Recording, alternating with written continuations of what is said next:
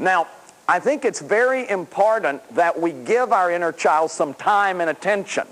This is my rendition of Little John talking to Big John the Wizard. The idea is that one of the ways that you can give your inner child attention is to spend some time talking to them. I think many of you have been surprised. I've gotten letters, from people in the workshops that they can't believe the energy of this child when they start doing this work, or when they do the meditations. When you close your eyes and I say, go to a house and see a little child there. People just can't believe the sadness that comes over them, the emotion that comes over them. So this is an energy that lives within us. This is one of the great contributions of Carl Jung to talk about the child. And then Eric Berne came along and really helped us to understand that there is a fully formed child ego state inside of us, that we can go back and we can touch all the feelings of that child. So it's very important for me to connect with this part of me. This is the most vulnerable part of me. This is my feelings. This is my needs. So like in my dialogue, I'm going to show you another way to dialogue. I don't use visual dialogue, but a lot of people do. I use writing. Another way to do this is to write with your dominant hand. You saw people in previous programs writing letters to the inner child with their dominant hand. Then you also saw an exercise where people write with their non-dominant hand. I have used that. Dear little John, how are you doing? What are you feeling? And then I answer with my non-dominant hand. So if some of you who are more kinesthetic, that means you're more touchy-feely. You're not visual. When you close your eyes, you don't see things. But you're very kinesthetic. You feel things. That might be a better way to dialogue with your child, is to allow yourself to write. And you write with the dominant hand and answer with the non-dominant hand. The non-dominant hand writing feels like a child writing. There is some belief that it accesses the kind of way that a child thinks, more of a felt thought. I don't know of any data that proves that, but I'll guarantee you people who do this exercise, I have done it over the years, is a very powerful way to connect with the most vulnerable part of you, with your feelings. So I always start off by saying, what are you feeling? What are you feeling today? And it's amazing how I've gotten in touch with my feelings doing this. Or I'll say, what are you needing? What are you wanting? See, because remember the programs where we went through the developmental stages and we talked about you got shamed for feeling your feelings. You got shamed for being needy. You got shamed for wanting. So it's real important. That's how the child got lost. It's real important to connect with that vulnerable part of ourselves, to really connect with my feelings, my needs, my wants. Some of you who've been following these programs remember we talked about one of the ways that the child contaminates our life is codependency. Codependency is a state where you don't know your internal cues. You don't know what you feel. You don't know what you need. You don't know what you want. So this kind of dialoguing can be very, very useful. It's very important if you're doing it visually to witness this. Imagine that you see on the right-hand side the adult sitting in the chair or whatever, do your own deal. And that you see the child on the left-hand side and listen as they dialogue. This is an exercise more like your witnessing self is watching this dialogue and paying attention to it. So the visual way or the kinesthetic way are both useful ways to make contact with the child. What I want to tell you is that the child needs your time. Now, not a lot of time, just to know you're there. What children need to know is you're there and you're not going to leave me.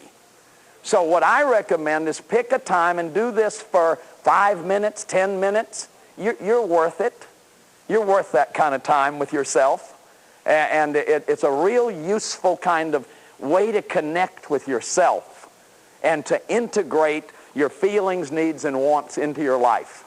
Remember, again, in previous programs where I talked about when you look in that face and you can't have your anger, you can't have your sadness. All those parts of you are split off. Here's a way to integrate them.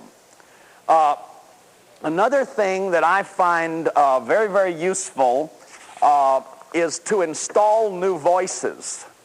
To install new voices. And I want to do this with you. I want to take you through a little exercise. You see, if you were growing up in a family and somebody was saying, quit being so selfish, what are you feeling that for? Or, what are you sad about? There's nothing to be sad about. Or, quit bothering me. These are not real good voices to have imprinted in there. See, a little baby needs to be rocked and cuddled and hear that mama or daddy cooing. And what happens then is you internalize those soothing voices so that when you're alone, you have those voices in there. See, I'm not going to ask for a show of hands, but a lot of us have a lot of trouble when we're alone. It's like you've got a lot of bad voices in there. And we've really got to monitor these voices because these are not your voices. These are internalized voices. And so it's very important that we learn how to instill new voices. So I'm going to take you through a little exercise. First thing I want you to do is just close your eyes for a minute. And I'll just take you through this. And those of you who are viewing at home, if you feel like going through this, do it. It's a very soothing, nurturing kind of exercise. Just allow yourself to see your inner child at whatever age they appear to you. Just imagine that a little child was walking up to you at whatever age they appear to you.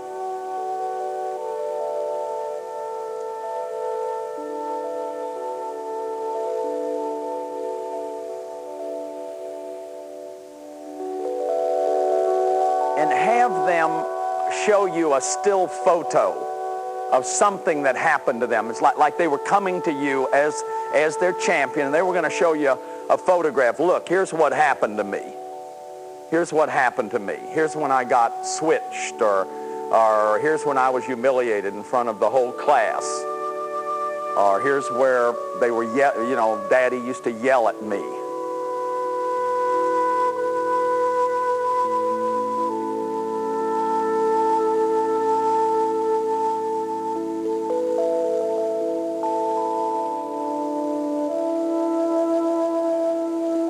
Now, just imagine that you could see that scene. You could see the child in that scene all by themselves.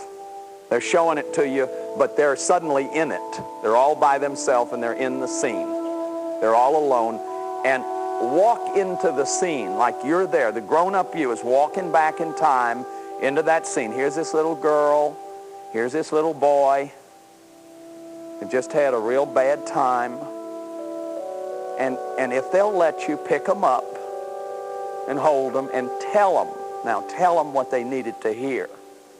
You're just a little boy. It was real normal for you to be, it's real normal to be scared. It was real normal to be loud. It was real normal. Tell them some things they needed to hear, some soothing kind of words.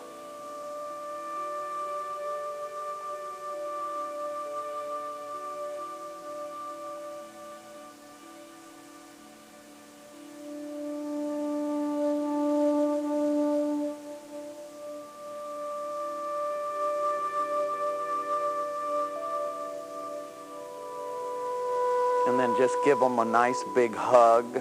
Hold them real close to you. Let them know, tell them I'm your champion now. And we can go back and we can do a lot of these. And I can be there to tell you what you needed to hear. I can tell you what you needed to hear.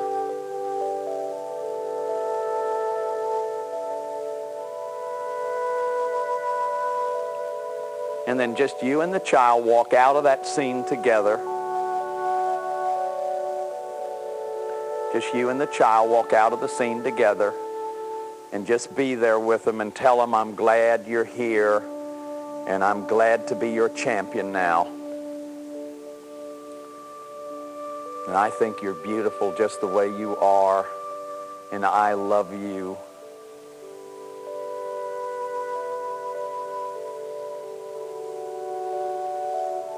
And that I can come back anytime you need me.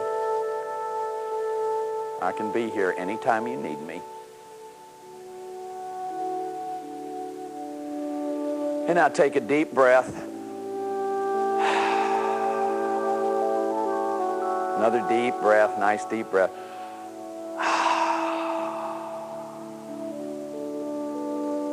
And then just slowly open your eyes. So, we took a painful scene from the past. See, it's all there. It's all imprinted in there. You know, we've talked about these governing scenes. They're all in there. And you can go back. I said I think it is too late to have a happy childhood, but I think you can go back and you can do a lot to heal some of those memories.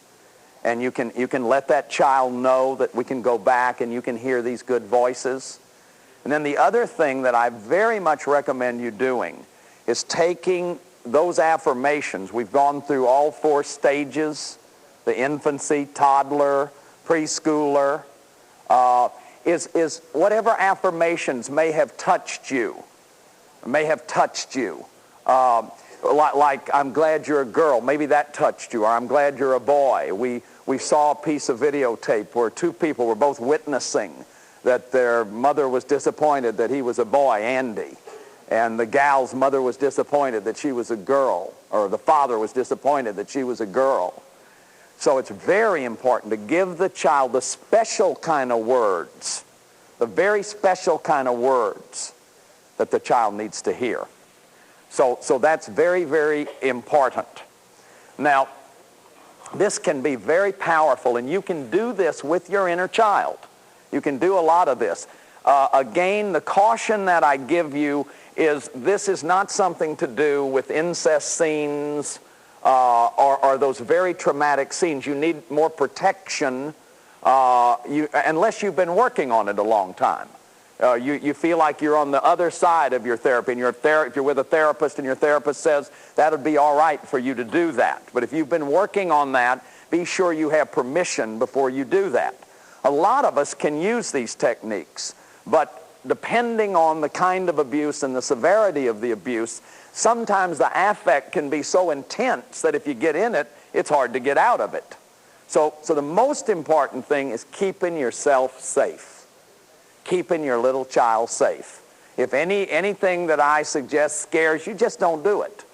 When we do the workshops, I say to people, look, if something's frightening to you, you don't need to give any reasons for not doing it. It's very important for you to take care of yourself.